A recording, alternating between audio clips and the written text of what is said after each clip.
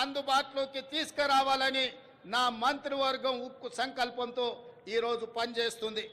అదేవిధంగా మిత్రులారా, అధికారంలో వచ్చిన 48 గంటల్లోనే 2 గ్యారంటీల అమలుకు శ్రీకారం చుట్టాం. ఆడబిడ్డలకు ఉచిత బస్సు ప్రయాణ సౌకర్యాన్ని కల్పించాం. పైసా ఖర్చు లేకుండా రాష్ట్రంలో ఎక్కడికైనా ఉచితంగా వెళ్లే అవకాశం మహిళలకు, మా సోదరి మనులకు ఈ పథకం ఉపయోగపడుతుంది. ఈనాడు కోట్లాది మంది ఆడబిడ్డలు అమ్మగారింటికైనా అత్తగారింటికైనా భద్రాచలం గుడికైనా సమ్మక్క సారలమ్మ సందర్శనానికైనా కోట్లాది మంది మహిళలు వినియోగించుకుంటున్నారు అనంటే మా ప్రభుత్వానికి ఎంతో సంతృప్తినిచ్చింది ఈ ఉచిత బస్సు ప్రయాణ సౌకర్యం. అదేవిధంగా బస్సులు సరిపోవడం లేదు, వాళ్లకు సమస్య అవుతున్నదంటే అదనంగా బస్సులను ఏర్పాటు చేయడమే కాదు, అదనంగా బస్సులను కూడా మా ప్రభుత్వం కొనుగోలు చేసి మా ప్రాధాన్యత మహిళల పట్ల అత్యధికంగా ఉంటుంది అని చెప్పి ఆ తల్లులకే ఈ ఉచిత బస్సు ప్రయాణాన్ని మేము అంకితం చేయడం జరిగింది. అదేవిధంగా పేదల ఆరోగ్య విషయంలో రాష్ట్ర ప్రభుత్వం ఆనాడు డాక్టర్ వైఎస్ రాజశేఖర రెడ్డి గారు ఉన్నప్పుడు శ్రీమతి సోనియా గాంధీ గారి నేతృత్వంలో ఆరోగ్యశ్రీ పథకాన్ని తీసుకువచ్చి పేద ప్రజలకు ఆరోగ్యాన్ని, కార్పొరేట్ వైద్యాన్ని అందించడం ద్వారా ఆ కుటుంబాలను ఆదుకునే విధంగా ఆనాడు ఆ పథకాన్ని ప్రవేశపెట్టడం జరిగింది.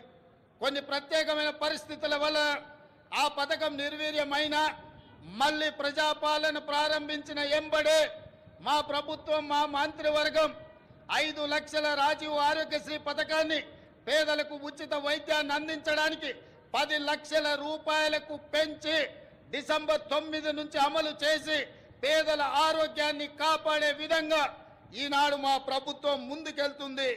అందుకే ఈరోజు పేదల యొక్క ఆరోగ్యం మా ప్రభుత్వం యొక్క బాధ్యత అని చెప్పి సగర్వంగా నేను తెలియజేస్తున్నాను.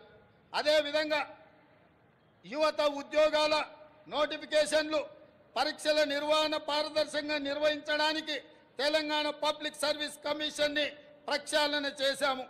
70 రోజుల్లోనే 30,000 మంది నిరుద్యోగ యువకులకు ఉద్యోగ అవకాశాలు కల్పించి ఉద్యోగ పత్రాలు ఎల్బీ స్టేడియంలో వాళ్ళ కుటుంబ సభ్యుల సమక్షంలో వాళ్ళ కళ్ళల్లో సంతోషాన్ని చూస్తూ మా ప్రభుత్వం నియామక పత్రాలను అందజేయడం జరిగింది. ఈనాడు నిరుద్యోగ యువకుల యొక్క ఉద్యోగ ఉపాధి అవకాశాలు మా ప్రభుత్వం ఎంతో ప్రాధాన్యతతో వాటిని నిర్వహిస్తున్నది. అదేవిధంగా గ్రూప్ 1 నోటిఫికేషన్ ఇచ్చినాం. ఈ నెల 9న ప్రాథమిక పరీక్ష జరగబోతుంది. అదేవిధంగా మెగా డిఎస్సి పోస్టులతో 11,062 ఉద్యోగ నోటిఫికేషన్లు ఇచ్చినాం.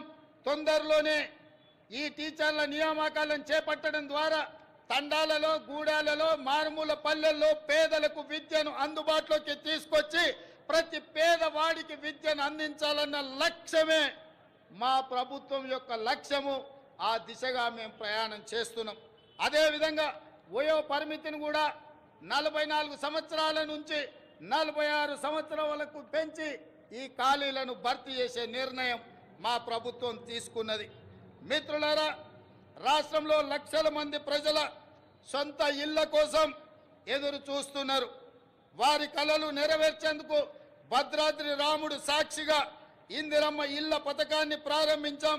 పేదల కోసం ఈ ఏడాది 4,50,000 ఇండ్లను మంజూరు చేయడమే కాదు, 22,500 కోట్ల రూపాయలు నిధులు కేటాయించడం ద్వారా ప్రతి శాసనసభ నియోజకవర్గంలో 3,500 ఇళ్లు పేదవాళ్లకు నిర్మించి పేదవాడి సొంత ఇంటి కలను, చిరకాల స్వప్నాన్ని మా ప్రభుత్వం పూర్తి చేయాలని దృఢ సంకల్పంతో ముందుకు వెళ్ళడం జరుగుతుంది. అదేవిధంగా విద్యారంగ ప్రక్షాళన, తెలంగాణ ఎడ్యుకేషన్ హబ్గా తీర్చిదిద్దాలని సంకల్పించాం. అందుకే ప్రతి మండల కేంద్రంలో అంతర్జాతీయ మోడల్ స్కూళ్లను నిర్మించడం మా బాధ్యతగా భావించి ఆ ప్రయత్నాన్ని ముందుకు తీసుకెళ్తున్నాం. అదేవిధంగా స్కిల్ యూనివర్సిటీలను ఎంతోమంది విద్యార్థులు పట్టాలు తీసుకుంటున్నారు, కానీ వాళ్ళకి స్కిల్ డెవలప్మెంట్ విషయంలో సరైన శిక్షణ లేకపోవడం వల్ల ఉద్యోగ ఉపాధి అవకాశాలలో కొన్ని ఇబ్బందులు ఎదుర్కొంటున్నారు.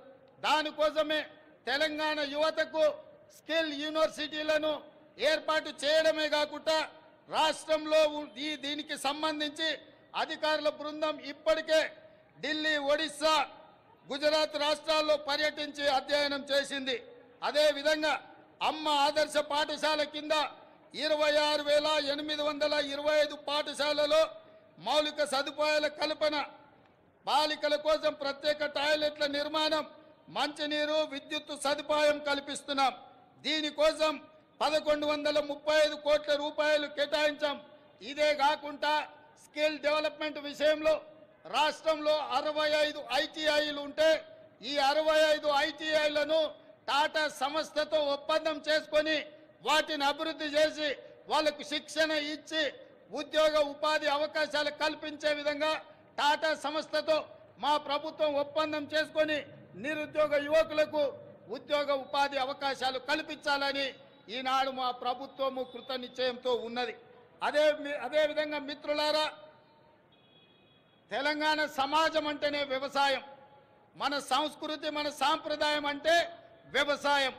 ఈ వ్యవసాయానికి రైతును రాజును చేయడమే మా సంకల్పం. అందుకోసమే మా ప్రభుత్వం రైతు బాగుంటే రాష్ట్రం పచ్చగా ఉంటుందని విశ్వసించే ప్రభుత్వం. గతంలో రైతుకు ఉచిత విద్యుత్ రుణమాఫీ చేసిన చరిత్ర కాంగ్రెస్ పార్టీది, మా ప్రభుత్వానిది. ఈ ట్రాక్ రికార్డును ప్రజాప్రభుత్వం కొనసాగిస్తుంది. రైతుకు ఆర్థిక సాయం పథకంలో భాగంగా 69 లక్షల మందికి చెప్పిన మాట ప్రకారం 7,500 కోట్ల రూపాయలు వారి ఖాతాలో జమ చేసి ప్రతి రైతుకు రైతు భరోసా పథకంలో